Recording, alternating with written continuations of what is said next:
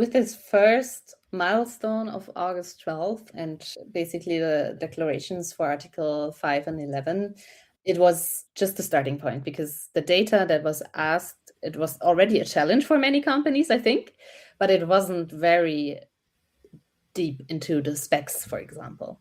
But what we already saw, or the first challenge, was here also having the whole data hierarchy of what is my packaging even, how do I identify in my systems what is assigned to primary packaging, secondary, tertiary packaging, right? Like this whole data architecture, I think is a very good starting point for companies to build, if they haven't yet, to ensure that it works long term.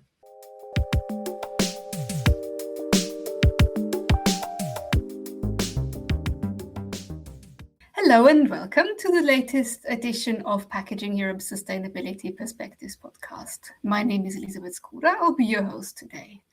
So the EU's packaging and packaging waste regulation has become applicable on August 12th, but obviously many challenges and questions still remain there.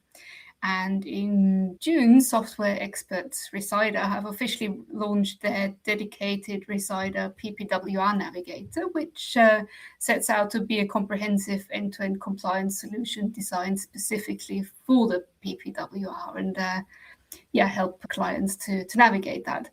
And today, I'm really pleased to welcome back Vivian Loftin to the podcast. She's a co-founder at Recida, and she'll discuss today common challenges around the PPWR and how to overcome them and how companies can get their data in order to deal with any legislation that might also be rolled out later on. So, Vivian, welcome to the podcast again. We already spoke last year, so it's great to have you back. Yeah, thank you, Elizabeth, for having me again. I'm really glad we're now talking about PPWR and the actual execution challenges. So there's a lot to talk about, and I'm excited that we get to do this today. Perfect. Yeah, look forward to a conversation. For anybody who might not be familiar with Recida, could you briefly introduce yourself and the company?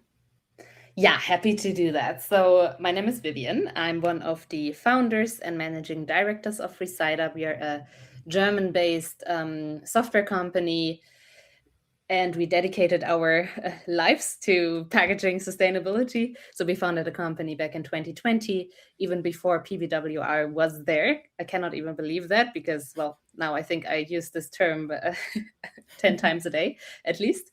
But yeah, we founded a company actually back then to tackle the whole topic of recyclability and the scattered field across Europe and beyond, because every country had their own methodologies for assessing it. We then moved to EPR, and then PPWR came, and for us it was a logical step to extend our scope to also cover not just recyclability of PPWR, but also the other articles.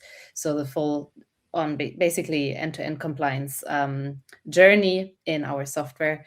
So that's what Recida does, a software solution for big enterprises and converters who have to deal with these legislations, not only in theory, but also in practice. And we help them to make it manageable. And we help them to also make it, auditable and basically digitally available. I'm sure a service that's very much in demand, especially these days.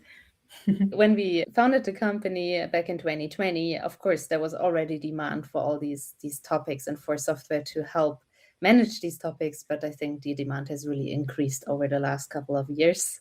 With every year, it's like more companies are waking up that dealing with this in spreadsheets or manually is not possible anymore. I can imagine, yes. And in your day-to-day work, what are some of the most common concerns and challenges around the PPWR that companies you work with face? Yeah, so the most common challenges today, I think, also talking about the first deadline having passed, is not anymore about understanding it. I think most companies have dealt with it, have built up processes, have also defined ownership in their companies, in their teams, like who has to actually deal with this. But now it's really about executing all of it and keeping up to date. I think that most companies have now dealt with okay, how do we get our DOC signed? If you haven't, I think now it's really time. But now it's also about getting the whole technical documentation in place, but not only for the articles that have applied now, like Article 5 and 11, but beyond that, and getting ready for that, because it's very demanding.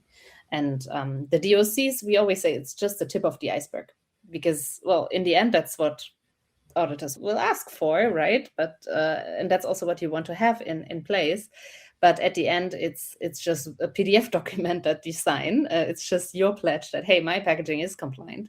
But the real work is, of course, proving that, and also documenting all this evidence, and making sure that the assessments or the compliance assessments for each packaging are in place and are basically documented. So I think that's where the whole challenge starts, and where companies have to deal still with the whole data topic. Because for Article 5, you needed specific data from your suppliers. You needed a lot of documents, basically statements from your suppliers, for example, for the PFAS restrictions. But then, of course, recyclability is coming up soonish, and for that you will need very, very detailed data. So I still think one of the biggest challenges now is getting data in shape to even be able to have all the evidence in place also in the future. Definitely a lot to think about. And yeah, like mentioned at the beginning, Resida has recently launched its PPWR Navigator. Could you tell me broadly, how does it help companies with the challenges outlined? Yes. Of course. So I think you mentioned it in the beginning quite nicely. Why did we even call it a navigator? Because I think it's a journey that you have to navigate. And that's also how we built a solution. So there's various parts to it. And it's also modular. So you can use parts of it if, for example, the DOC generation you've covered in some other place. But basically, you could use it from start to end to manage or navigate the whole of PPWR. So understanding for your portfolio where you stand. And if you have thousands of SKUs, that's quite important to have this overview and benchmark of, okay, what part of my portfolio do I have all information available already, or where am I missing something? Where have I not issued and signed my DOCs? So that's basically a really helpful overview for companies to manage their portfolios, but then also going through each article. So basically there will be a compliance and scope assessment for each article. Does it even apply? Am I food contact, for example? Then maybe I need to look into the PFAS restrictions or not.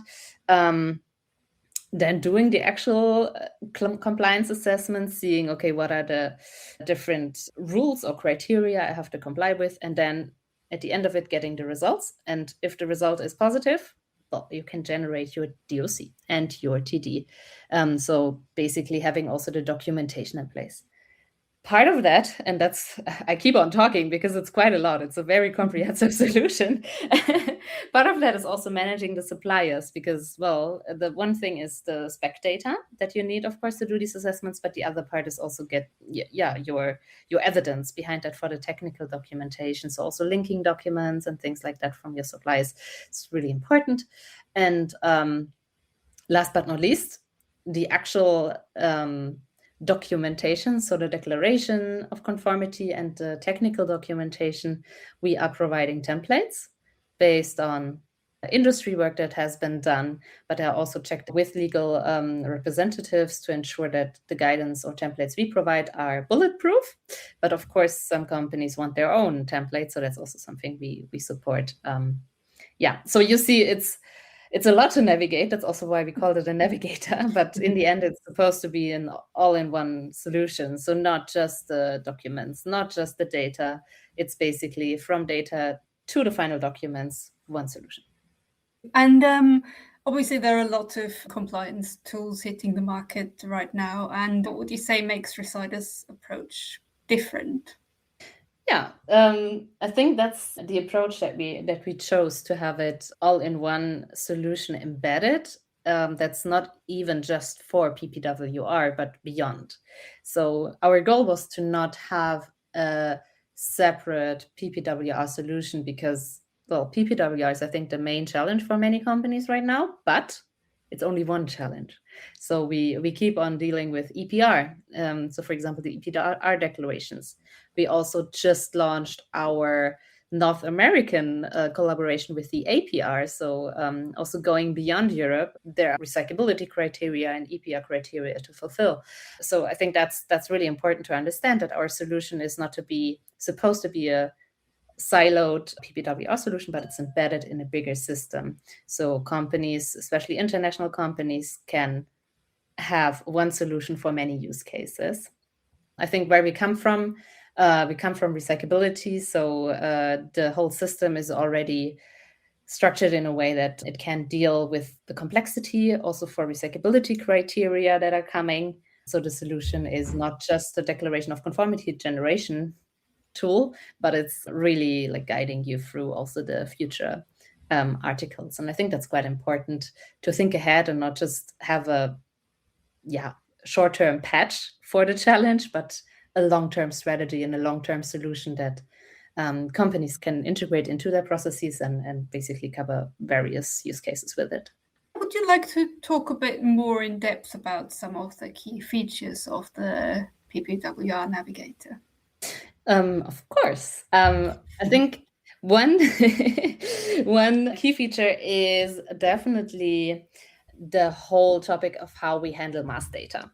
Because, I mean, there are companies that only have to work with a handful of SKUs. And for them, maybe our solution doesn't even make sense because, they can manage it manually. But we provide an API, a standard API also to companies. So it can be basically, or it can tap into their existing systems to get the data into Reciter and also out. So basically, it's quite interesting to see how companies can deal with mass data to generate and do these assessments at scale and not just manually. In the end, for compliance, you need to ensure that it's really everything is checked because if the input is not valid, of course, you cannot or you shouldn't confirm your compliance. But the system takes away a lot of effort here already if you have a large number of SKUs. And that's really, really good to see that this is possible. And I think another key feature is also that we are already offering now a recyclability benchmark for Article 6 recyclability for companies to start preparing. And it's based on the new CEN standards that were published. So in terms of recyclability, our customers don't have to wait until 2028 to start then, but they can start now to benchmark their portfolio and identify any packaging that is at risk of falling below grade C and in the end, risk a market ban. So they can identify data gaps, they can identify packaging that is red and start redesigning already or building up their data. And I think that's also a key feature to mention, even if recyclability, it seems like there's time, but we offer a solution already today as part of the PPWR Navigator. Yes, it always seems less time than you think, I'd imagine. Yeah, maybe one example on time, it was really eye-opening for me, at least. We just recently had an event, and we also have one of our customers is from the pharmaceutical industry. And you always think, they are exempt, they don't have to deal with this. But they basically, even they started already because they say like their development processes are even longer. So for them, it seems like they are already late, while the rest of the market says like pharmaceutical packaging, they have time. But they realize for themselves our development processes are so long that we need to start today as well. That makes sense, yes. You hinted that August is obviously just the first hurdle with declarations of conformity and Article 5. How does a company build a data foundation today that will survive when the recyclability and Article 6 secondary legislation roll out later? Yeah, I think with this first milestone of August 12th and basically the declarations for Article 5 and 11, it was basically just the starting point because the data that was asked, yes, it was already a challenge for many companies, I think, but it wasn't very deep into the specs, for example. But what we already saw, or the first challenge, was here also having the whole data hierarchy of what is my packaging even, how do I identify in my systems what is assigned to primary packaging, secondary, tertiary packaging, right? Like this whole data architecture, I think, is a very good starting point for companies to build, if they haven't yet, to ensure that it works long term. So at what level do I even have to issue my DOC, for example? And I think that was a great starting point, or is a great starting point for the ones who have dealt with Article 5 and 11 in a different way. And then, of course, now starting to understand what, for example, the SEN standards ask for in terms of recyclability criteria would be a next step, because this is already super detailed, but it really helps in risk assessment of, okay, are we far from data completeness, or what are our data issues? Is it that we basically only have our data in a bit of an unstructured way, or are we really missing a lot of attributes? And I think that's very important to me to highlight. It's not just about getting your suppliers to share the data with you, because I think that's a common critique also along the value chain, that that basically suppliers don't provide enough data. But at the same time, I think that many can also prioritize in a better way what data is even necessary, or how, in what form do they need it to be able to answer all these questions, looking ahead at recyclability, EPR, and so forth. And I mean, we have a lot of evidence already what kind of data is being asked or will be asked, right? So that's not going to be a complete surprise, I think.